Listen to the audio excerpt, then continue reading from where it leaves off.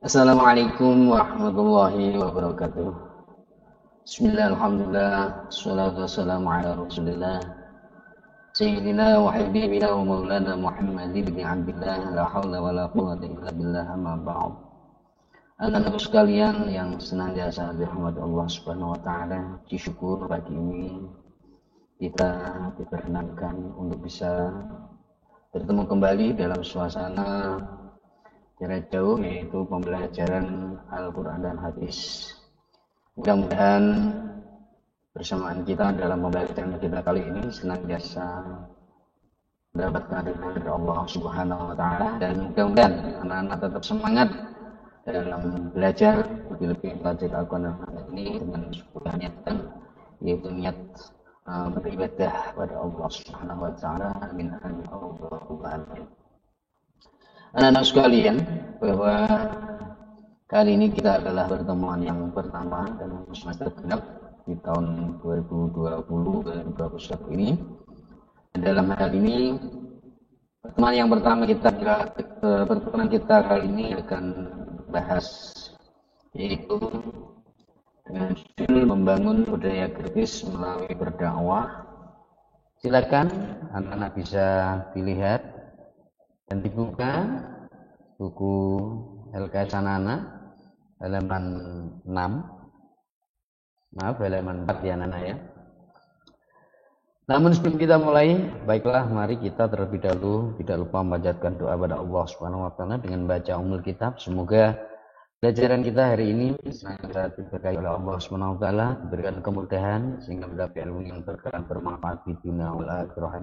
Allahumma amin. Ala dunia al-Fatihah. Bismillahirrahmanirrahim.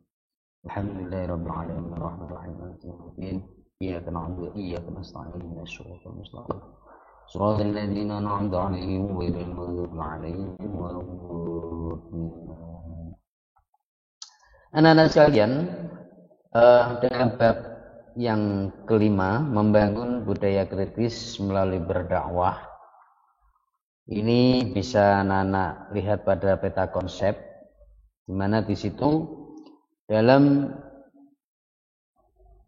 berdakwah nanti kita akan memahami ayat tentang kewajiban berdakwah, yaitu pada peta konsep telah dicantumkan di situ Quran surat An-Nahl ayat 125.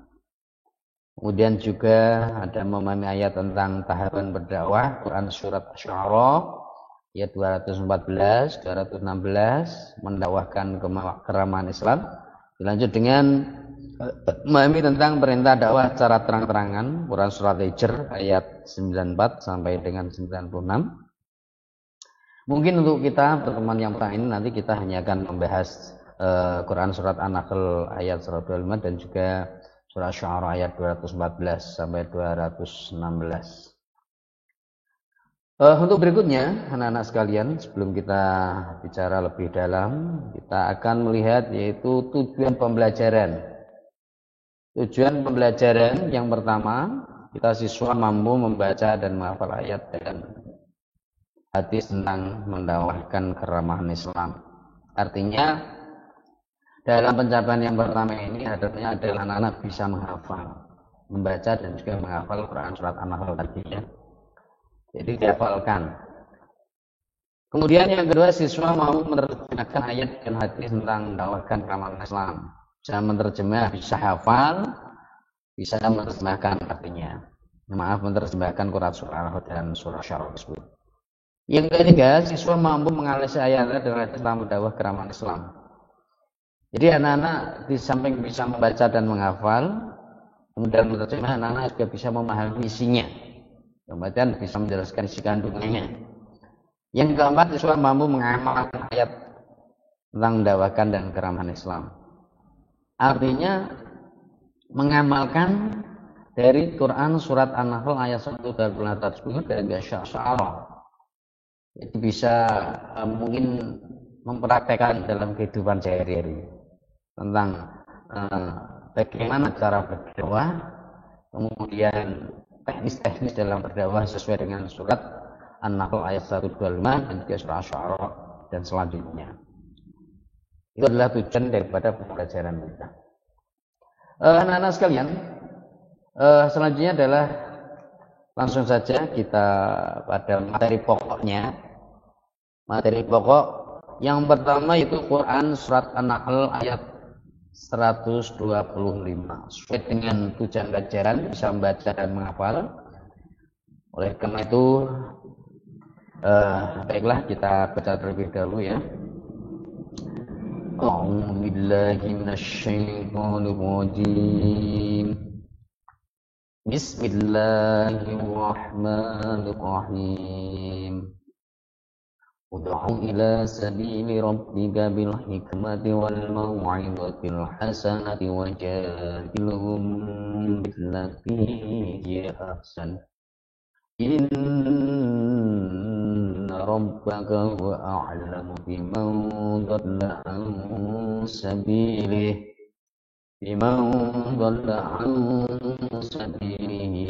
wa huwa a'lamu bil muhtadin. Saya ulang. Ud'u ila sabili rabbika bil hikmati wal mau'izatil hasanati wajadilhum billati hiya ahsan. Inna rabbaka huwa a'lamu biman dhalla an sabilihi wa huwa a'lamu bil muhtadin. Jadi ini bacaannya ya anak-anak sekalian, kalau baca tolong nanti dihafalkan. Berikutnya akan kita lanjutkan dengan memahami arti daripada kosakata yang terdapat surat An-Nahl ayat 125. Kita perhatikan yang pertama ud'u, itu artinya adalah panggillah atau serulah atau ajaklah. Bil hikmati, artinya dengan hikmah. Al mau'izatil hasanati, nasihat yang baik. Jadilhum, debatlah mereka. Ahsan, yang lebih baik atau lebih baik. Dhalla, artinya tersesat. Dari arti kosakata tersebut mungkin kita bisa lanjut pada terjemahannya. Artinya serulah manusia kepada jalan Tuhanmu dengan hikmah dan pelajaran baik, dan bantahlah mereka dengan cara yang lebih baik. Sesungguhnya Tuhanmu dialah yang telah mengetahui tentang siapa yang tersesat dari jalannya, dan dialah yang lebih mengetahui orang-orang yang mendapatkan petunjuk. Jadi kalau kita melihat dari Quran surat An-Nahl ayat 125 ini adalah perintah bagi kita agar kita ini senantiasa menyeru ke jalan Allah, artinya berdakwah, mengajak untuk senantiasa menyeru ke jalan Allah. Nah, untuk menyeru ke jalan Allah atau mengajak ke jalan Allah ini dengan cara yang pertama di situ sampaikan dengan cara hikmah. Nah, yang kedua adalah dengan mau'izah hasanah. Ada juga dengan cara debat, tapi debat yang lebih baik. Hikmah itu apa? Anak-anak bisa lihat dalam buku anak-anak bahwa yang namanya hikmah itu biasa diartikan dengan bijaksana. Tapi menurut ahli tafsir, al-hikmah adalah pengetahuan yang mendalam tentang kandungan Al-Quran dan As-Sunnah.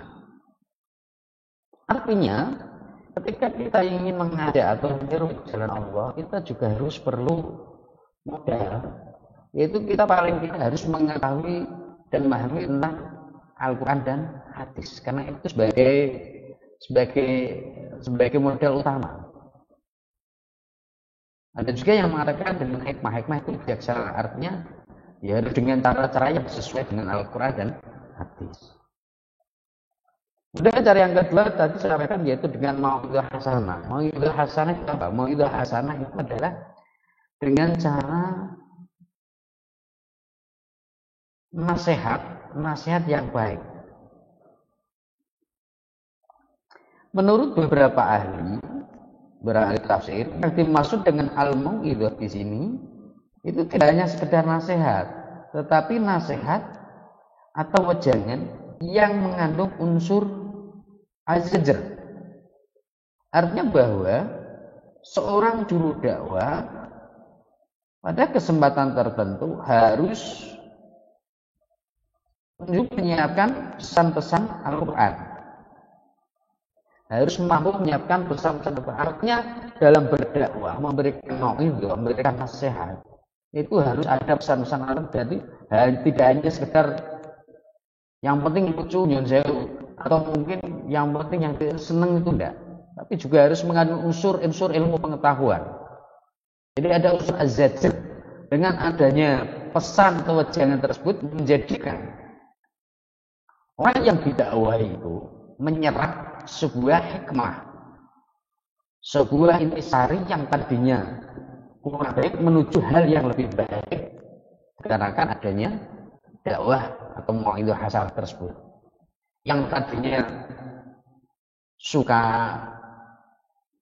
mungkin berbohong menjadi tidak suka berbohong karena ada wejangan atau mau'idhah hasanah. Yang tadinya suka mencuri menjadi tidak suka mencuri karena setelah adanya wejangan tersebut. Jadi tidak hanya sekedar yang penting dia suka, yang penting ramai, enggak, tapi ada unsur-unsur ilmu pengetahuan.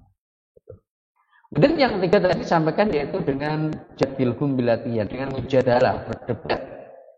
Dan ini ada ketika dilakukan oleh golongan-golongan yang memang betul-betul sudah elit, sudah berpengetahuan yang tinggi dengan debat. Tapi debatnya jangan sampai menimbulkan, tapi justru debat dengan menghasilkan sebuah nilai ilmu pengetahuan yang lebih baik lagi. Dan ini disampaikan tadi, inna rabbaka huwa a'lam bi'udhul an sabilihi wa huwa a'lam bil muhtadin. Bahwa maksudnya tugas kita adalah mengajak. Soal dia itu nanti mengikuti kita atau tidak, ini kita serahkan kepada Allah Subhanahu wa taala. Karena kita itu datangnya dari Allah. Kita hanya disuruh untuk menyeru atau menyampaikan. Kita anak-anak sekalian ya. Untuk selanjutnya, 3 cara metode dakwah tadi sudah kita bicarakan. Langsung kita berlanjut pada Quran surah Asy-Syu'ara. Surah Asy-Syu'ara ayat 214 sampai dengan 216. Kembali kita baca terlebih dahulu ya. Bismillahirrahmanirrahim. Wa anzir 'ashiratakal aqrabin wa khfid janahaka liman ittaba'aka minal mu'minin. Fa in 'asawka faqul inni bari'um mimma ta'malun. Wa anzir 'ashiratakal aqrabin wa khfid janahaka liman ittaba'aka minal mu'minin. Fa in 'asawka faqul inni bari'um mimma ta'malun. Anzir, berikanlah peringatan atau peringatkanlah asyirataka, keluarga al-aqrabin terdekat. Ifid, rendahkan. Janahaka, sayapmu atau dirimu, sampai akan mengikutimu. Asauka, mendurhakaimu. Bariun, tidak bertanggung jawab. Ini arti kosakata. Kemudian bisa kita tarik ke dalam terjemahan. Dan berilah peringatan kepada kerabat-kerabatmu yang terdekat, dan rendahkanlah dirimu terhadap orang-orang yang ikutimu, yaitu orang-orang yang beriman. Jika mereka mendurhakaimu, maka katakanlah, sesungguhnya aku tidak bertanggung jawab terhadap apa yang kamu kerjakan. Anak-anak sekalian, dari Quran surat Asy-Syu'ara ayat 214 sampai 216 ini adalah merupakan sasaran dakwah kita. Kepada siapa kita harus berdakwah? Kepada siapa kita harus mengajak? Di sini disampaikan anzir ashiratakal aqrabin. Artinya berikan peringatan kepada keluargamu yang terdekat. Artinya kalau kita itu ngajak atau ngandani, katakan sajalah, ajak-ajak, kita kerabat dulu yang terdekat. Kalau kita seorang ayah, mungkin bisa anak kita terlebih dahulu, kemudian istri kita. Jadi kita ajak anak-anak kita dulu. Nak, mari kita ke mushola. Nak, mari kita ke masjid. Itu. Jangan sampai Kita dalam mengajak atau menyeru itu kita itu keliru sasaran. Anak orang lain kita suruh, gue yo ning langgar gitu loh. Bocah rating langgar. Sementara anak kita kadang-kadang itu, anak kita sendiri tidak kita ajak untuk langgar. Anak kita masih duduk di rumah, masih main HP, mungkin masih nonton TV. Kita sudah tiwas-tiwas katakan saja kita itu menyeru pada anak-anak orang lain atau bocah-bocah yang ada lingkungan kita suruh ke musola, sementara anak kita itu masih kita biarkan saja. Jangan sampai kita ajak dulu anak kita, keluarga kita, setelah itu baru ke lingkungan kita. Jangan sampai kita nanti menjadi cemoohan, anak dhewe ra diurusi, tidak ngurusi anak wong liya, bojone dhewe ra dikandani malah ngandani bojone wong liya. Ini jangan sampai. Anggir asyirat, keluarga kita yang terdekat lebih dahulu. Kita utamakan keluarga kita dulu. Keluarga yang terdekat, kerabat-kerabat terdekat, ya. Kemudian wafid janahaka liman ittaba'aka minal mu'minin, kita rendahkan sayap kita. Jadi rendahkan dirimu terhadap orang-orang yang mengikutimu. Artinya kalau kita itu jadi orang yang mungkin percaya, gimana itu ya? Ya kita tidak usah sombong, gitu ya. Artinya kita rendah aja. Fa in asyauka faqul inni bari'um mimma ta'malun. Ketika yang kita seru kok tidak mau atau justru malah mendurhakai kita, dalam hari ini fa in asyauka mendurhakai Kanjeng Nabi Rasulullah, maka Rasulullah dianjurkan oleh Allah, ini dari mimma ta'malun. Sebenarnya saya tidak bertanggung jawab atas yang Anda lakukan.